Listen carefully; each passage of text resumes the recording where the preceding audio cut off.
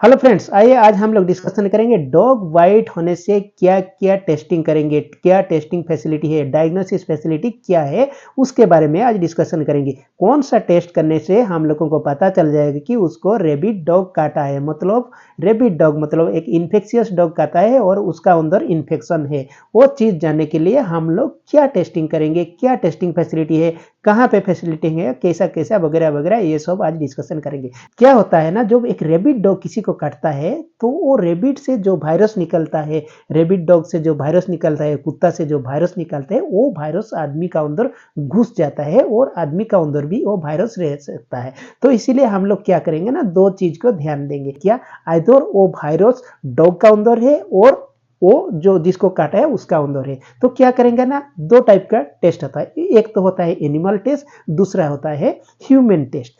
तो animal test में क्या होता है, जो रेबिड डॉग जो इन्फेक्शियस डॉग काटा है उसका ब्रेन लेके टेस्ट किया जाता है। वो डॉग का ब्रेन को लेके इम्यूनोफ्लोरोसेंट एंटीबॉडी डिटेक्शन किया जाता है, वो टेस्ट किया जाता है। तो कभी कभी क्या होता है ना, जो डॉग काटता है वो डॉग जब मर जाता है, नहीं तो वो डॉग को कुछ लोग क्या करते हैं ना, पकड़ के ले जाते हैं कहाँ पे, जहाँ पे टेस्टिंग फैसिलिटी आता है वहाँ पे ले जाते हैं। बाद में बताऊंगा कि कहाँ पे टेस्टिंग फैसिलिटी है, वो चीज़ मैं बाद में बताऊंगा। वो चीज़ एक है जो डॉग का अंदर जो ब्रेन है, ब्रेन का अंदर जो वायरस रहता है, और मैंने जैसे पहले बताया था, पिछला वीडियो में जैसे बताया था, वो वायरस क्या करता है ना, डायरेक्ट ब्रेन को अटैक करता है। तो डॉग का ब्रेन में जो वायरस है वो वायरस को डिटेक्शन किया जाता है, इम्यूनोफ्लोरोसेंट मेथड से वो वायरस को डिटेक्ट किया जाता है और देखा जाता है कि वो डॉग का पास रेबीज वायरस है कि नहीं है। जो मिल जाएगा, डॉग का ब्रेन में रेबीज वायरस मिल जाएगा तो आप लोग कंफर्म हो जाएंगे कि वो डॉग काटा है, मतलब आपको भी इन्फेक्शन हो सकता है। ये हो गया एनिमल टेस्टिंग प्रोसीजर। और एक हो गया human testing procedure. Human testing में क्या करते हैं, there is no single test to run out the rabies in human body. Single test करके हमको पता नहीं चलता है कि रेबीज वायरस ह्यूमन बॉडी में है कि नहीं है। इसीलिए क्या किया जाता है ना, हम लोगों का जो स्पेसिमेन होता है, जो सैंपल होता है, वो वेरियस टाइप का सैंपल होता है। क्या होता है ना, कभी कभी हम लोग क्या करते हैं ना, सलाइवा से लेते हैं, सलाइवा को एज ए सैंपल लेते हैं, सलाइवा से टेस्टिंग करके निकालते हैं कि वायरस है कि नहीं है और जांच करते हैं। और कभी कभी क्या करते हैं ना, बॉडी का खून से लेते हैं, ब्लड का लेते हैं, ब्लड लेके भी जांच किया जाता है। और कभी कभी क्या किया जाता है ना, जहाँ पे काटा है वो जगह का बायोप्सी लिया जाता है, स्किन बायोप्सी भी लिया जाता है, बायोप्सी लेके भी देखा जाता है। और कभी कभी क्या किया जाता है ना, हम लोगों को स्पाइनल फ्लूइड लेके भी हम लोग जांच करते हैं कि उसमें वायरस है कि नहीं, ये सब करना पड़ता है। तो इसीलिए तो जब ह्यूमन का टेस्ट किया जाता है ना, एक सैंपल में काम नहीं चलता है, तो डिफरेंट टाइप का सैंपल लिया जाता है। यहाँ पे मिलेगा, नहीं तो वहाँ पे मिलेगा, कहीं भी मिल सकता है। इसीलिए हम लोगों को ह्यूमन टेस्टिंग थोड़ा डिफिकल्ट हो जाता है।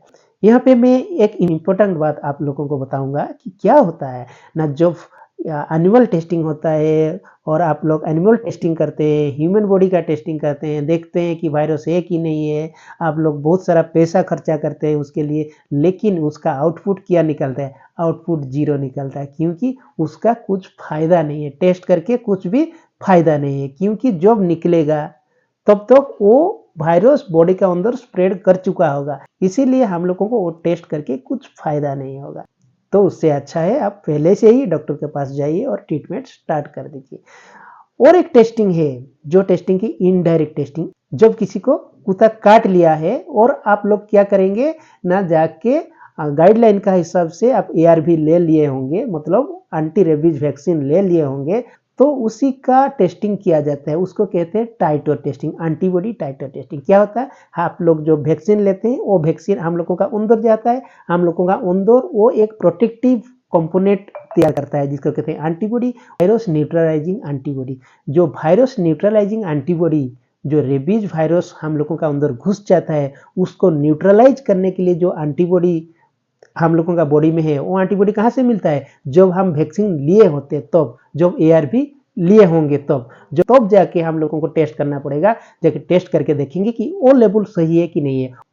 ओ लेवल जनरली कितना होना चाहिए ना, मोर देन और इक्वल टू 0.5 IU/ml, इतना होना चाहिए। इतना होने से 0.5 IU/ml इतना होगा, नहीं तो उससे ज्यादा होगा तो आप लोगों का बॉडी प्रोटेक्टिव है, मतलब वैक्सीन का लेवल ठीक है, मतलब रिस्क थोड़ा कम है। तो ये टेस्टिंग फैसिलिटी सब कहाँ कहाँ है इंडिया में, तो ये सब टेस्टिंग फैसिलिटी बहुत रेयर जगह में है। मेरा हिसाब से, मेरा नॉलेज में 2-3 जगह में है, जैसे कि निमहांस में है और इस NCDC national disease control centre जो होता है इंडिया का गवर्नमेंट का, वहाँ पे भी है। तो मैं आप लोगों को सजेस्ट करूँगा एनसीडीसी बेटर रहेगा। एनसीडीसी जहाँ पे है दिल्ली में है, वो एनसीडीसी जाके आप टेस्टिंग करा सकते हैं। 2 किस्म का टेस्टिंग होता है, एनिमल टेस्टिंग भी हो सकता है, मतलब एनिमल का ब्रेन से भी वो लोग टेस्टिंग कर सकते हैं और ह्यूमन का भी वो लोग टेस्टिंग कर सकते हैं, टाइटर भी देख सकते हैं। सब कुछ फैसिलिटी है, वो गवर्नमेंट का है, फ्री ऑफ कॉस्ट है। तो उससे पहले उनका साथ कांटेक्ट करना पड़ेगा और जाके उनका कुछ आउटडोर होता है, आउटडोर में जाके दिखाना पड़ेगा, कंसल्ट करना पड़ेगा। आपका जो कार्ड होता है, जो वैक्सीन लिए थे 0 डेज, 3 डेज, 7 डेज, 28 डेज, वो जो कार्ड दिया गया था वो कार्ड को लेके जाइएगा। वो कार्ड दिखाने से वो लोग टेस्टिंग करेंगे। बहुत सारे प्राइवेट लैब भी डिमांड करते हैं कि हम लोग एंटीबॉडी टाइटर टेस्टिंग करते हैं, लेकिन मुझे थोड़ा डाउट होता है क्योंकि उसके लिए जो सोफिस्टिकेटेड लैब का ज़रूरत पड़ता है, जो रिक्वायरमेंट पड़ता है, उसके लिए फैसिलिटी होगा कि नहीं होगा मुझे पता नहीं। और टेस्टिंग का टाइमिंग 15 से 20 दिन लग जाता है। मेरा जो सजेस्ट है, जो NCDC centre, national disease control centre, जो हम लोगों का इंडिया में है, गवर्नमेंट ऑफ इंडिया का, तो वहाँ पे जाइए। वहाँ पे फ्री ऑफ कॉस्ट होता है और अच्छा भी होता है, सब फैसिलिटी वहाँ पे है, तो आप लोग उसको प्रीफर कर सकते हैं। तो आज का वीडियो इतना है, फिर मिलेंगे दूसरा कुछ नया वीडियो के साथ।